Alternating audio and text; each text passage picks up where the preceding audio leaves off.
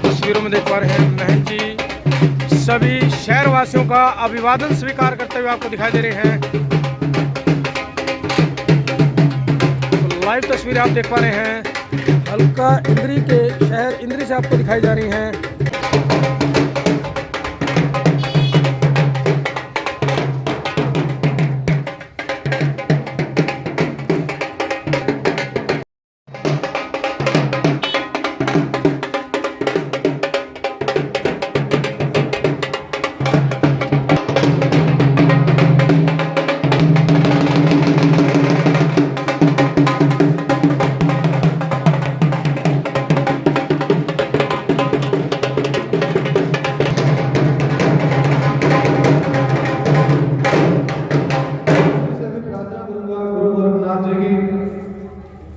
मूर्ति पर पुष्प अर्पित करें। जय गुरु गोरखनाथ।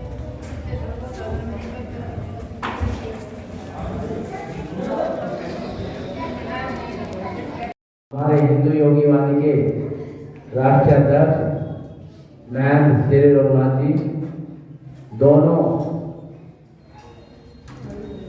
का कार्यभार और मार्गदर्शन कर रहे, मैं उनका यहाँ पहुँचने पर इस दूसरा समागम मैंने पहले करनाल में था और पहुँचने पर उनका स्वागत करता हूँ, अभिनंदन करता हूँ। हमारे हिंदू जवान साथी मातृशक्ति जैसा कि एकता में सूत्र को जो काफी कि सभी मिलकर हिंदू संस्कृति को बढ़ावा देंगे, संगठन को बढ़ावा देंगे। गुरु नानक जी के जो विचार हैं, जो उनके आदर्श हैं, मार्गदर्श हैं, ये सभी को अपने बीच में, बच्चों को सबके बीच में लाएंगे। हमारा एक है सबसे बड़ी कि हिंदू संस्कृति को प्रदेश के हर कोने तक, हर गांव तक, हर मोहल्ले तक, हर कॉलोनी तक एकता के सूत्र में बांधना है और उसको मजबूत करना है। मैं सबसे यही अनुरोध करूंगा कि सभी अपने साथ मोहल्ले में, गांव में, कॉलोनी में, वार्ड में और जिले में जहां तक भी आपकी पहचान, आना जाना जैसा भी संपर्क हो, तो हमें हिंदू संस्कृति को बढ़ावा देना है और हिंदुत्व की बात करनी है। हम किसी का विरोध नहीं करेंगे, किसी को धर्म को, किसी भी जाति या धर्म का कोई विरोध नहीं करेंगे, ना हमें गुरु महाराज ने कभी ऐसी शिक्षा या संदेश ऐसा दिया है कि वे किसी का विरोध करें। हमें सबको मिलकर एकता के सूत्र में बांधना है और सबको साथ लेके चलना है और अच्छे विचारों को जन जन तक, गुरु महाराज के विचारों को जन जन तक, गली मोहल्ले तक पहुंचाना है। यही हमारा लक्ष्य है, यही हमारा उद्देश्य है। जय गुरुनाथ, जय हिंद, जय भारत, जय भारत माता की जय श्री राम, जय श्री राम। जय जय श्री राम, जय जय श्री राम, जय हिंद। उनसे अनुरोध करूंगा कि वो अपने विचार और सबसे पहले मैं एक जयकारा लगाऊंगा, आप उस जयकारा को मेरे साथ लगाना। जय बोलो गुरु गोरखनाथ की जय, जय बोलो गुरु गोरखनाथ की जय, भारत माता। गुरु जी के पाँव को कोई भी हाथ ना लगाए। आप ये लाइव तस्वीरें देख रहे हैं, इंद्री से आपको ये तस्वीरें दिखाई जा रही हैं। कृष्णा मंदिर धर्मशाला इंद्री की आप ये तस्वीरें देख पा रहे हैं, जहां पर द्वितीय श्री गुरु गोरख धर्म समागम का आयोजन महंत योगी रघुनाथ जी के तत्वाधान में किया गया है। महंत जी के द्वारा जो श्री गुरु गोरख सुरक्षा चक्र है वो प्रदान श्रद्धालुओं को किया जा रहा है। एक सुरक्षा कवच गुरु गोरखनाथ जी की पीठ के जो महंत हैं उनके द्वारा प्रदान किया जा रहा है। कमालपुर इंद्री से श्री बाबूराम जी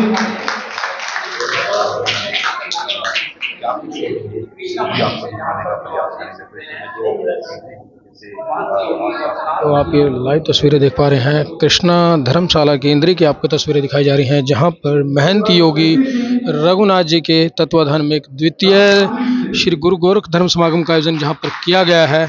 आप इसके लाइव तस्वीरें देख पा रहे हैं। आए हुए सभी श्रद्धालुओं को महंत जी की ओर से एक गुरु गोरख सुरक्षा चक्र जो है वो एक प्रदान किया जा रहा है, उसके आप ये लाइव तस्वीरें देख पा रहे हैं। आए हुए सभी श्रद्धालुओं को महंत जी की ओर से सुरक्षा चक्र प्रदान किया जा रहा है। शामली से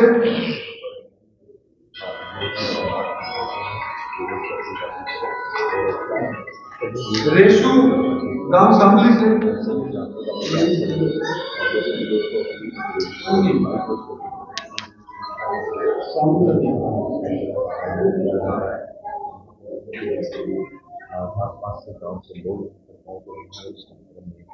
मनु व्रत से आप देख पा रहे होंगे आसपास से यहाँ जो ग्रामीण अंचल और शहरों से लोग यहाँ पर महाराज जी के समागम को सुनने के लिए यहाँ पहुँचे हुए हैं।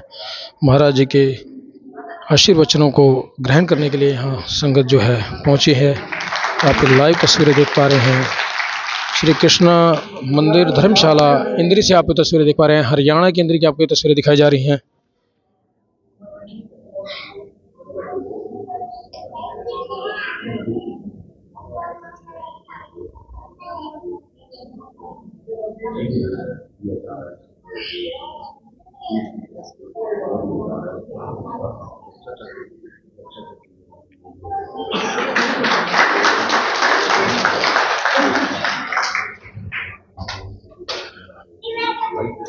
उसके बाद है वंशिका पटियाला से, पटियाला पंजाब से।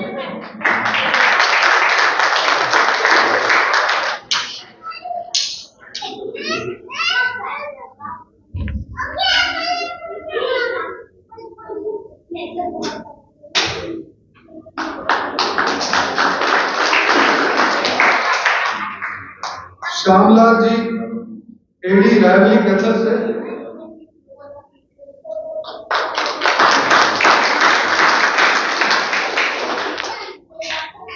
आपको बता दें कि पिछले कई वर्षों से श्री गुरु गोरखनाथ पीठ सुल्तानपुर के महंत योगी रघुनाथ जी की ओर से यह सनातन धर्म का प्रचार प्रसार किया जा रहा है।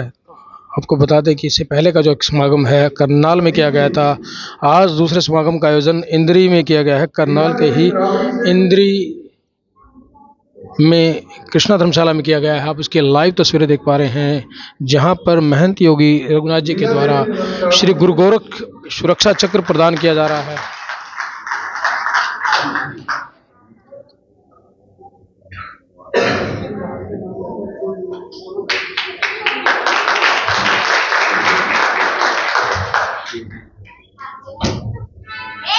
राहुल बड़ा गांव।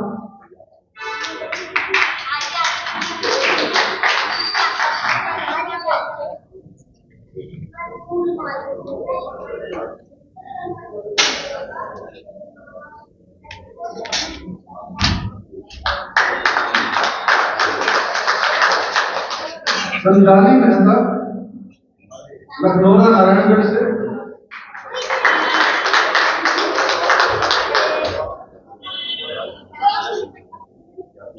मंजू नडाना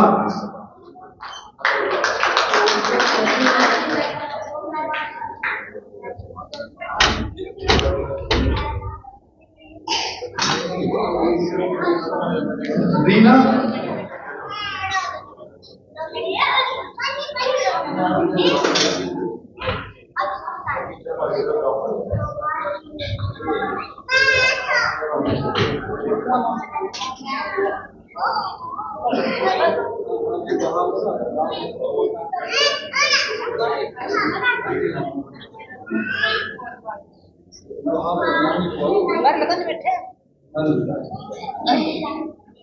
अभी हमारे बीच में चंद्र प्रकाश जी पहुंचे हैं करनाल से।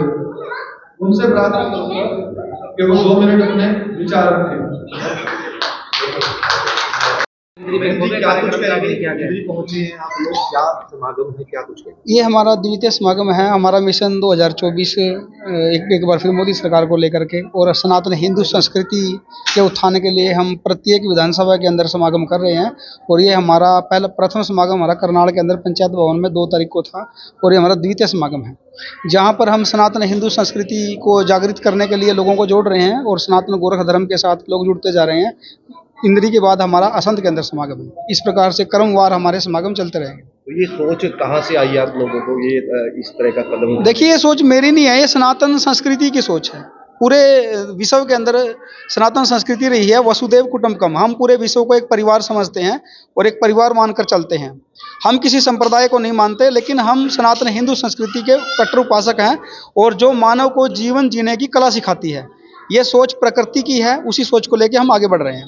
लगता क्या है कि इस विचारधारा से लोग जुड़ रहे हैं? देखिए, ये जो विचारधारा है, ये मानव को, मैंने आपको कहा है कि जीवन जीने की कला सिखाती है। इसके बिना जीवन जिया नहीं जा सकता। सनातन संस्कृति के बिना हम जीवन नहीं जी सकते और ये कला प्रत्येक मानव की एक जरूरत भी है। यदि हम धरती पर एक सभ्य समाज का निर्माण चाहते हैं, उसके लिए हमें सनातन संस्कृति के साथ जुड़ना ही होगा।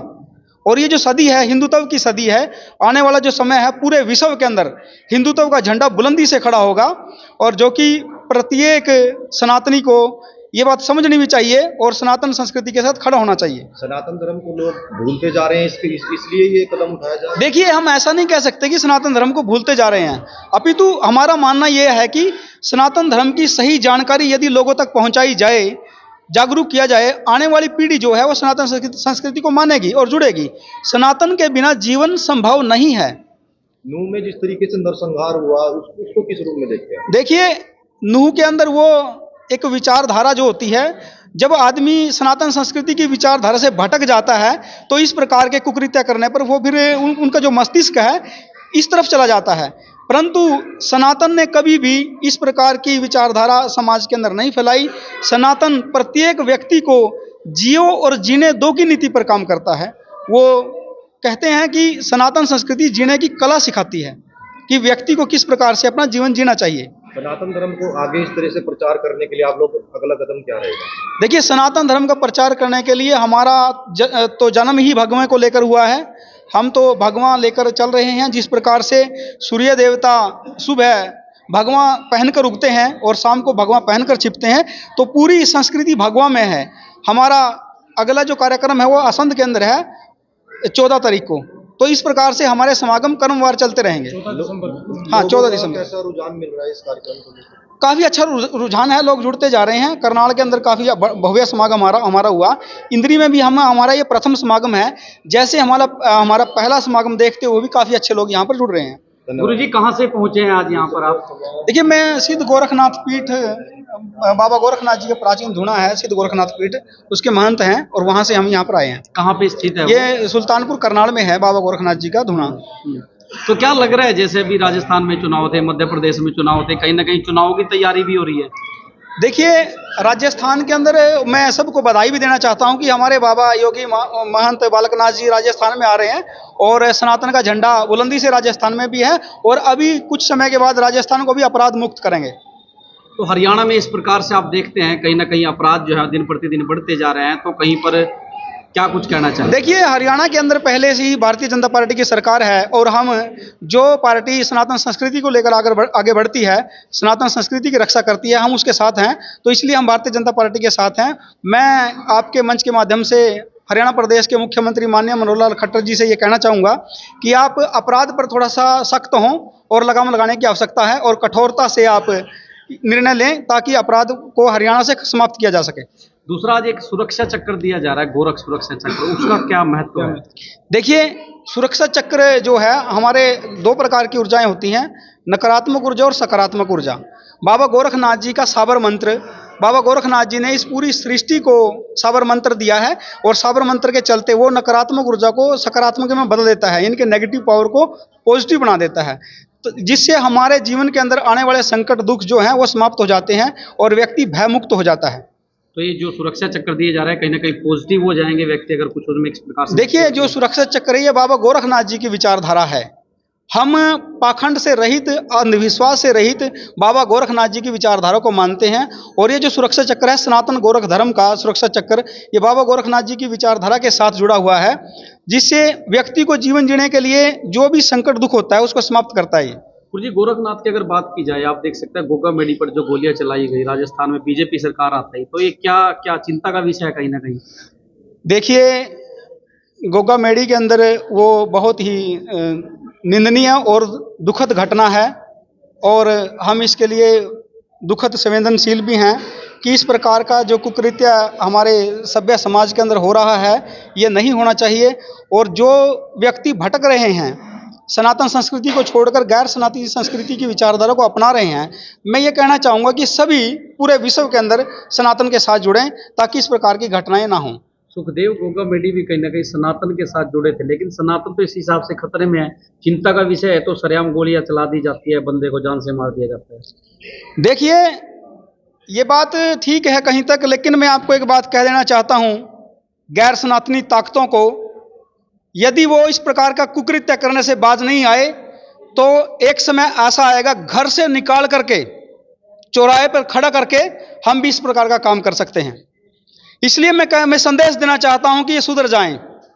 जब तक आपके पास समय है तो आप सुधरें, यदि आप नहीं सुधरेंगे तो हमें सुधारना आता है। जो जिस भाषा में समझता है उस भाषा में जवाब देना सनातन संस्कृति को आता है। भगवान श्री कृष्ण ने जिस प्रकार से गीता में कहा है, हम शास्त्र की पूजा करते हैं परंतु शस्त्र की पूजा भी करते हैं, और जिस प्रकार से हमें शास्त्र की शिक्षा दी जाती है उस प्रकार से शस्त्र की शिक्षा भी दी जाती है। आप उत्तर प्रदेश को देख लो, हमने सनातन संस्कृति के एक शेर को निकाला, बाबा गोरखनाथ के मंदिर से आकर वो सत्ता में के मंदिर में बैठे। आज पूरा उत्तर प्रदेश भय मुक्त है, अपराध मुक्त है। वहां पर अपराधी कहते हैं कि अपराधी अपराध छोड़ दो या उत्तर प्रदेश छोड़ दो, तो अपराधी उत्तर प्रदेश छोड़ के भाग रहे हैं और जिन्होंने अपराध नहीं छोड़ा उनका मेल परमात्मा से हो रहा है। उसी प्रकार से राजस्थान के अंदर भी बाबा गोरखनाथ जी के शिष्य बालकनाथ जी जल्दी आप लोगों के बीच में आ रहे हैं और फिर राजस्थान को भी अपराध मुक्त बनाने का कार्य हम लोग करेंगे। गुरुजी, सनातन की अगर बात की जाए, कहीं ना कहीं आप देख सकते दिन प्रतिदिन जो चैन स्नैचिंग है वो बढ़ती जा रही है, सरेआम लोग गोली मार देते हैं एक दूसरे को, इंसान इंसान से कटा हुआ है कहीं ना कहीं, तो कैसे बदलाव करेंगे इस चीज का लेकर के? देखिए, विचारधारा जब लोगों को समझाई जाएगी, ये सनातन संस्कृति की विचारधारा है। व्यक्ति को ये पता ही नहीं कि हमें जीवन किस प्रकार से जीना चाहिए, हमारे जीवन का महत्व क्या है।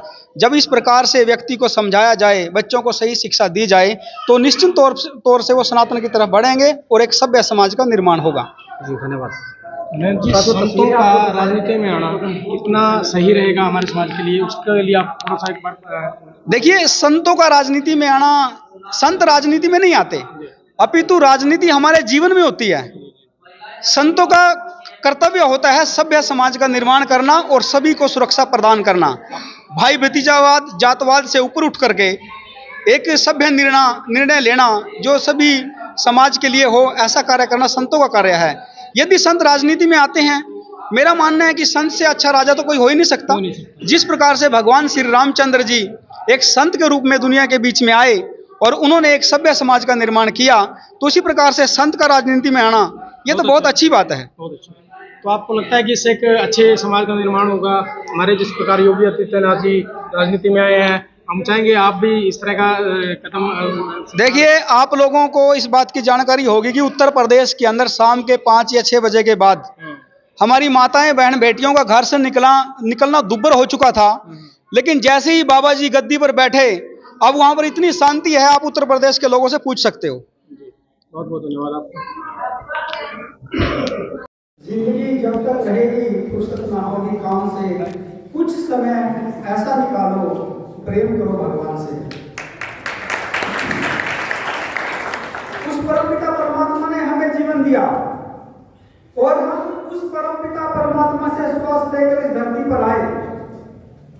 उस भगवान ने इसके साथ साथ हमें एक विशेष उद्देश्य दिया है कि हमें मानव जीवन क्यों मिला।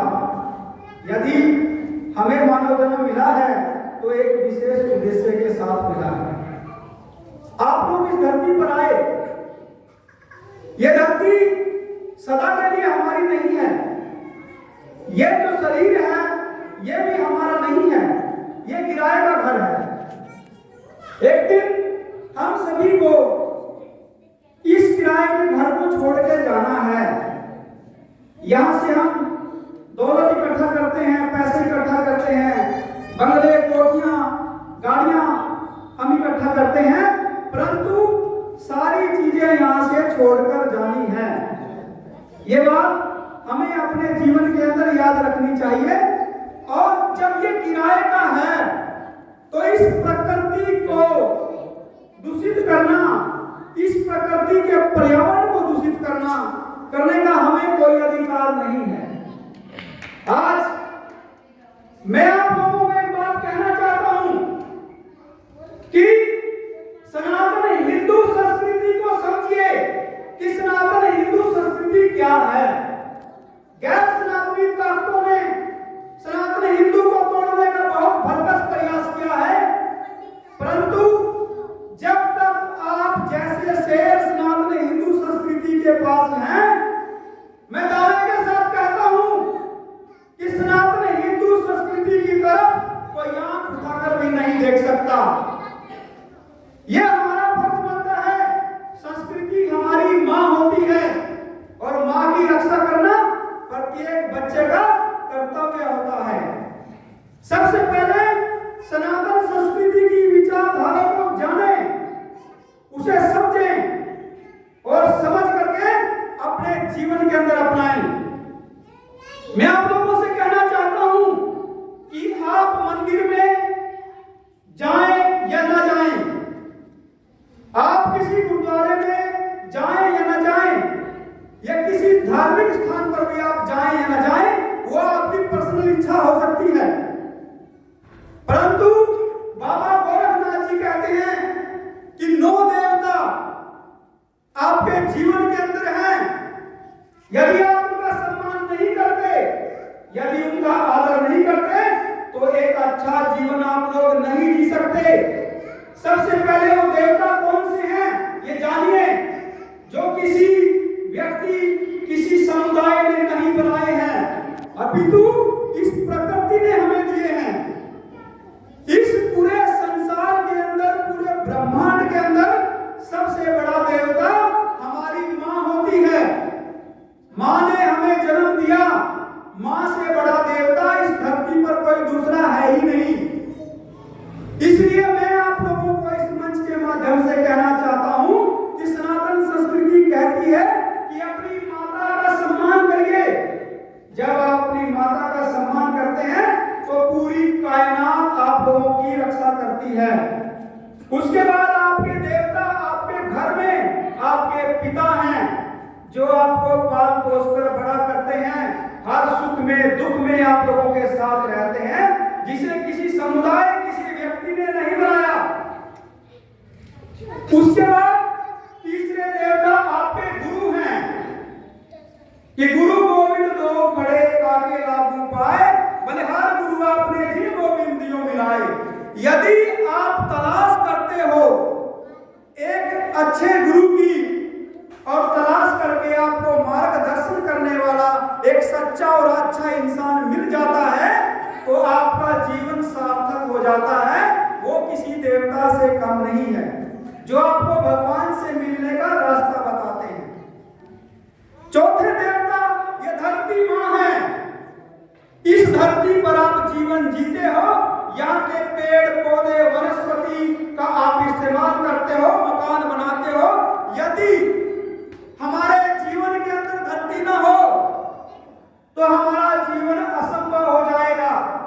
इसीलिए धरती माँ को साफ सुथरा रखें, इस पर गंदगी ना फैलाएं और प्रदूषण को खराब ना करें। फिर हमारे देवता हैं जल देवता। प्रकृति ने अमृत के रूप में हमें जल देवता को दिया। जल देवता के बिना जीवन नहीं चल सकता, चाहे किसी भी संप्रदाय से हो, चाहे कोई भी व्यक्ति हो, परंतु जल के बिना जीवित नहीं रह सकता। इसीलिए हमारी नदियों को, सागरों को और आसपास आपके जो नल चलता है, इस प्रकार का जल देवता को कभी दूषित ना करें और जल देवता का सम्मान करें। ये हमारे जीवन के बहुत बड़े देवता हैं। उसके बाद है अग्नि देवता। अग्नि के बिना भी जीवन नहीं चलता। यदि आप लोग अग्नि देवता का सम्मान करते हो तो आप अपने जीवन के अंदर तरक्की करते चले जाओगे। और फिर परमपिता परमात्मा ने हमें आकाश तत्व दिया, जो हमारे अंदर विद्यमान है। प्रत्येक व्यक्ति के अंदर परमात्मा का जो अंश है, आत्मा के रूप में वो विद्यमान है। इसलिए उस आकाश तत्व और अपने मन की, अपने दिल की अकेले में बैठ के आवाज सुने। जो आपकी अंतरात्मा की आवाज है, वो कभी आपको गलत कार्य करने नहीं देगी।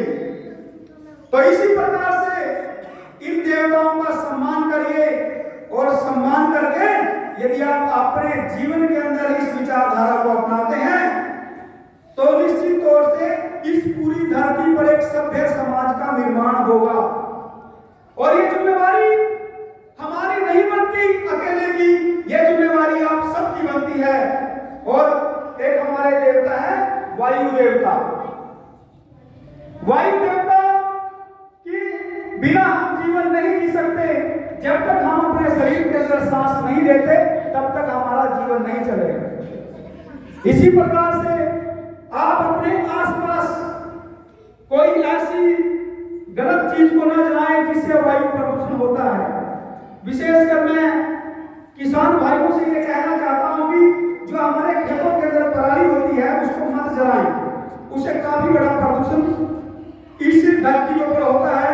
और प्रदूषण से यदि हम धरती की रक्षा करेंगे तो हमें शुद्ध वायु प्राप्त होगी। इसीलिए अपने जीवन में इन देवताओं का सम्मान करते हुए, आदर करते हुए आप अपने जीवन को जिए, तो फिर देखना